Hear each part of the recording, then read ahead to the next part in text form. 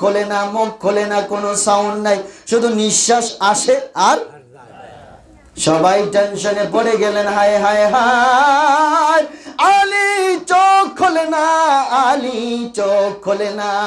এই দুনিয়ার মানুষের সন্তান যদি চোখ না খোলে, দৌড়ায় ডাক্তারের কাছে যায়, চিকিৎসা নেওয়ার জন্য হসপিটাল চলে যায়। শেরে খোদা আলী যখন চোখ না খুলতেছে, মুখ না খুলতেছে, কোনো সাউন্ড হচ্ছে না, শেরে খোদা আলীর মা দৌড়ায়া চলে গেলেন সমস্ত ডাক্তারের ডাক্তার রাহমাতুল্লিল আলামিনের দরবারে। আমার নবীর কাছে সাহাবা এসে বললেন, ইয়া রাসূলুল্লাহ, ইয়া হাবিবাল্লাহ, আপনার একজন চাচাতো ভাই হয়েছে কাবা ঘরের ভিতরে গো নবী, চোখ খোলে না, কোনো সাউন্ড নাই গো নবী, আপনি যদি একটু দেখতেন। আমার নবী দৌড়ায়া গেলেন কাবা ঘরের ভিতরে। কাবা ঘরে যায়া দেখতেছে শিশু, নবজাতক শিশু আলী চোখ খুলতেছে না, কান্নাও করতেছে না, শুধু নিঃশ্বাস আসে আর যায়। আমার নবী সাইয়্যিদুল মুরসালিন, খাতামুন নবীন, আমার নবী, নবী কুলের সম্রাট আলীর এই ছোট দেহটাকে ধরে, নবজাতক শিশুকে ধরলেন। আমার নবী ধরার পরে আমার নবী ধরে আলীর ঠোঁটের সাথে রসুলের ঠোঁট লাগায়া দিলেন।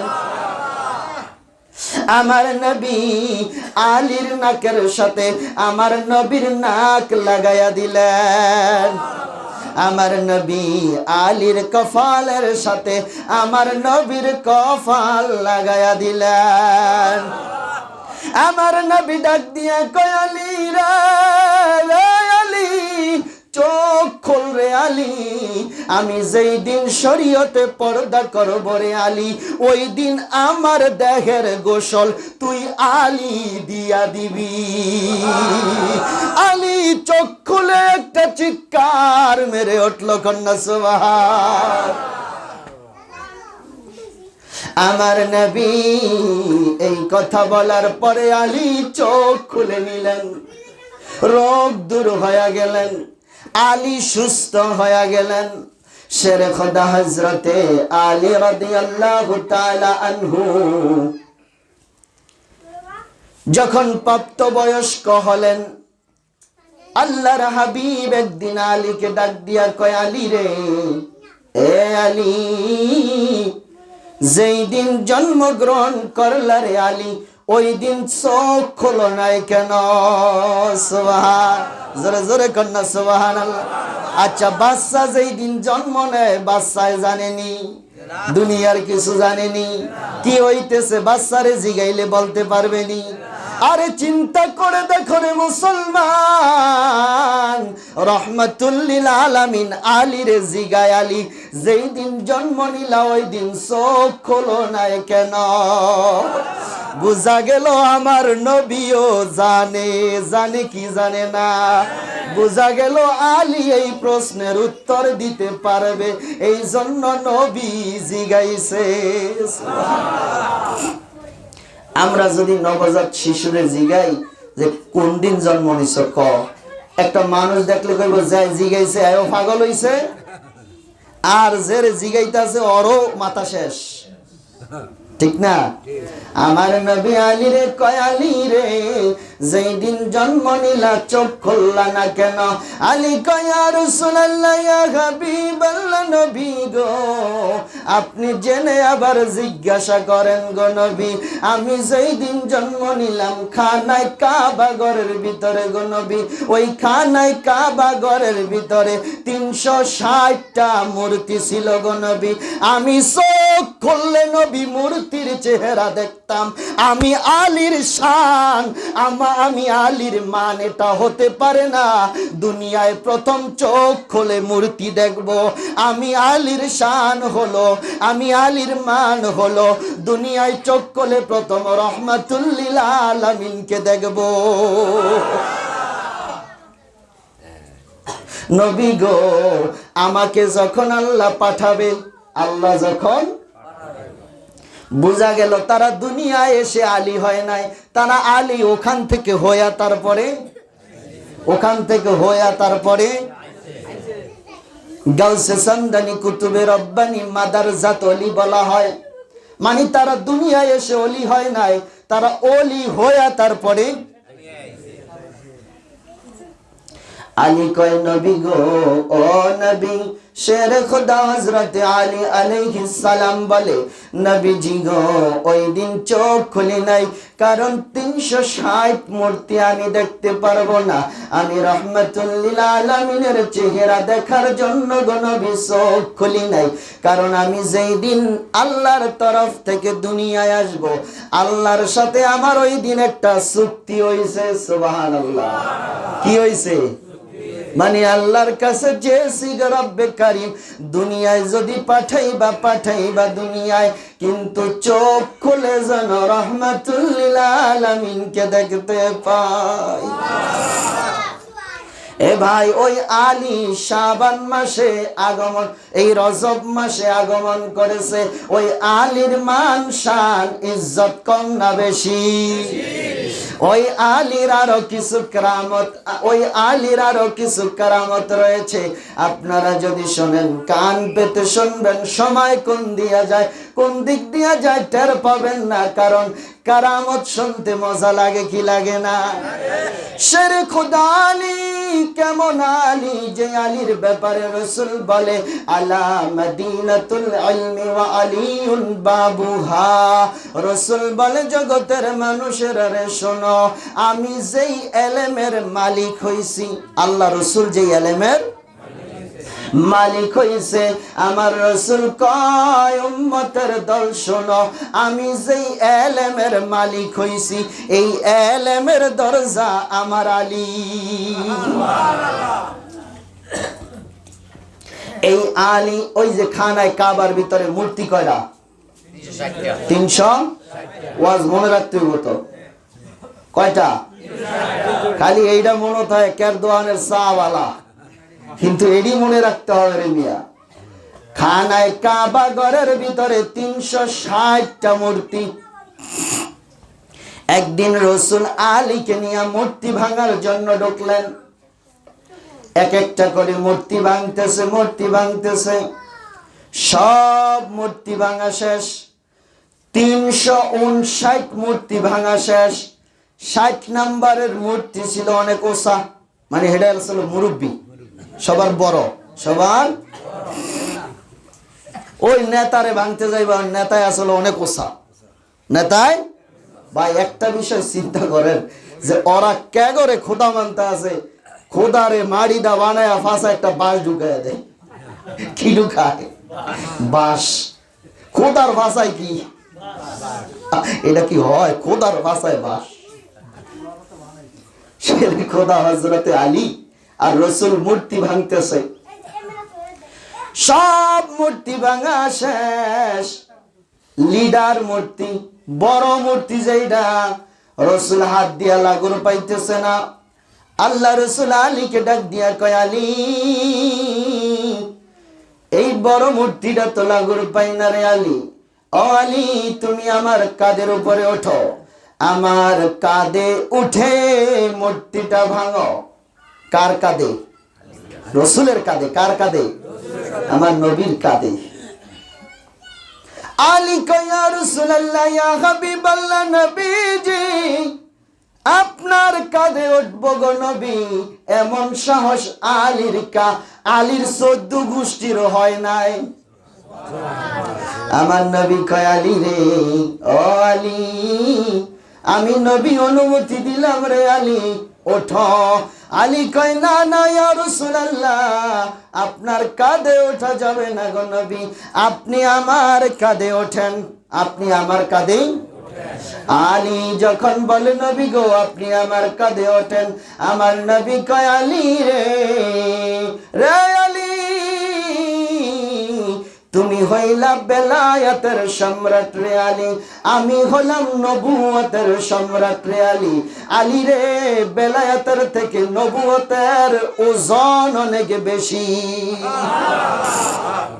যেটার ওজন বেশি এটা নিচে থাকে, যেটার ওজন বেশি এটা। আলী রে, আমি যদি বেলায়াতের উপরে উঠি রে আলী, ডুবে যাইবা নবুয়ত পারবা না। আলী তুমি ওঠো রে আলী, এ আলী ওঠো। আলী বলতেছে আমি রসুলের অনুমতি ক্রমে রসুলের কাঁধে উঠলাম, কন্যা সুবহানাল্লাহ। আরে রসুলের কাঁধে যিনি উঠলো তার নাম শেরে খোদা হযরত। তাই মান শান ইজ্জত কম না বেশি? আলী কয় আমি নবীর কাঁধে উঠলাম, কাঁধে ওঠার পরে মূর্তি বাংলাম। আমার নবী ডাক দিয়া কয় আলী রে আলী, তোর চোখ বন্ধ না খোলা? আলী কয় ইয়া রাসূলুল্লাহ, চোখ তো বন্ধ কইরা ফালাইছি। কয় কেন? কয় নবী গো, যখন আপনার কাঁধে আমি দাঁড়াইলাম গো নবী, আমি দেখি প্রথম আসমানের দরজার কাছে আয়া পড়ছি। নবী গো, আমি যখন আপনার কাঁধে দাঁড়াইলাম, প্রথম আসমান, দ্বিতীয় আসমান, তৃতীয় আসমান, চতুর্থ আসমান, ষষ্ঠ আসমান, সপ্তম আসমান, এ নবী আমি আল্লাহর নাম কামের খুঁটি ধরে দাঁড়িয়ে আছি। আমার নবী কই? খানায় কাবা। নবী কই? আলী কয় নবী গো, আমি আল্লাহর কুরসির পায়া ধরে দাঁড়িয়ে আছি। নবী গো, আপনি যদি বলেন আল্লাহর কুরসি এখন আপনার সামনে, আমি আলী হাজির করে দিতে পারি। বন্ধুরে আমার, আলী নবীর কাঁধ থেকে নেমে গেলেন। এখানে আবার আলী রসুলকে যখন কাঁধে উঠাইতে চাইলেন, খয়বরের যুদ্ধে আল্লাহ রসুল যুদ্ধে যাওয়ার জন্য সাহাবীদেরকে পাঠায়। খয়বরের যুদ্ধে সাহাবীরা কাফেরের সাথে যুদ্ধ করে পারতেছে না, বারবার যায় ফিরত আসে, যুদ্ধ করে পারতেছে না। আল্লাহ রসুল বললেন ঠিক আছে, আগামীকাল যুদ্ধের ময়দানে পাঠানো হবে, আর এমন একজনের কাছে আমি যুদ্ধের পতাকা তুলে দেব, ও সাহাবীরা দেখবা বিজয়ের নিশানা নিয়া আমি রসুলের কাছে হাজির হয়ে যাবে। পরের দিন যখন সব সাহাবীরা একত্রিত হয়ে গেলেন, রসুল কার হাতে যুদ্ধের পতাকা দিবে, কে খয়বরের যুদ্ধ বিজয় করে আসবে, রসুল তাকায়া দেখেন সব সাহাবী দেখা যায়, একজন সাহাবী দেখা যায় না। আমার রসুল ডাক দিয়া কয়, এ সাহাবীরা, সব সাহাবী দেখতেছি, একজন সাহাবী দেখি না। ওই সাহাবী কই? ওই সাহাবীর নাম শেরে খোদা হযরত আলী। আলী পিছন থেকে ডাক ডাক, ইয়া রাসূলুল্লাহ, ইয়া হাবিবাল্লাহ, লাব্বাইক। নবী গো, আমি আলী আপনার পিছনে আছি গো নবী। আমার নবী ডাক ডাক, আলী সামনে আসো, আজকে যুদ্ধের পতাকা আমি তোমার কাছে দিলাম।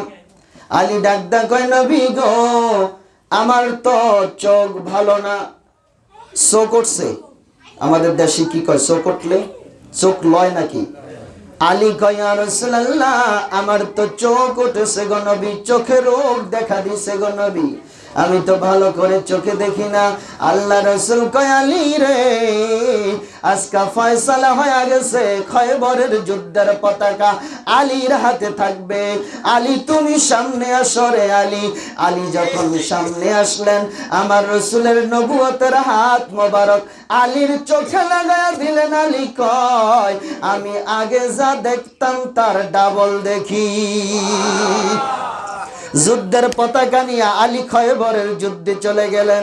ওই কাফেরদের লোহার একটা গেট ছিল, লোহার একটা 180 মণ ওজন। কত মণ? সরি 160 মণ, 160 মণ ওজন। তাইলে একটা ওজনের একটা ওজন হইল 80 মণ, 80 80 160, দুইটা গেট মানে দুই পার্ট। আলী ডাক দিয়া কয়, ইয়া রাসূলুল্লাহ, ইয়া হাবিবাল্লাহ, নবীর হুকুমে যুদ্ধে চলে গেলেন। খয়বরের যুদ্ধের গেট কোন সাহাবী খুলতে পারে না।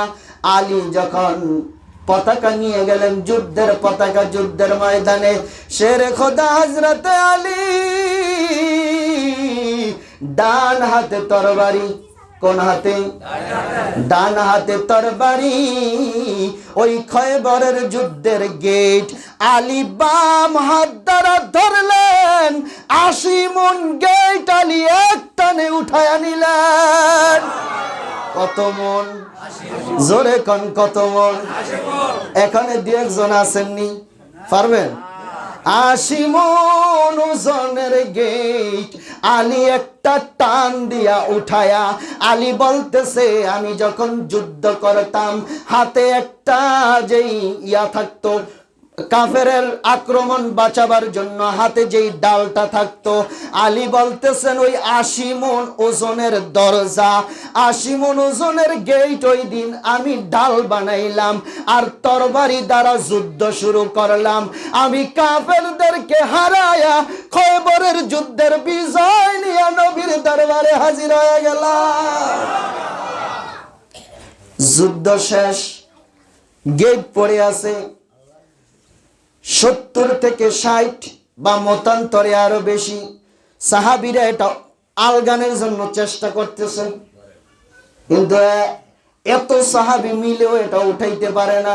আর সবাই চিন্তা করে আলী এটা কেমন উড়াইল? আলী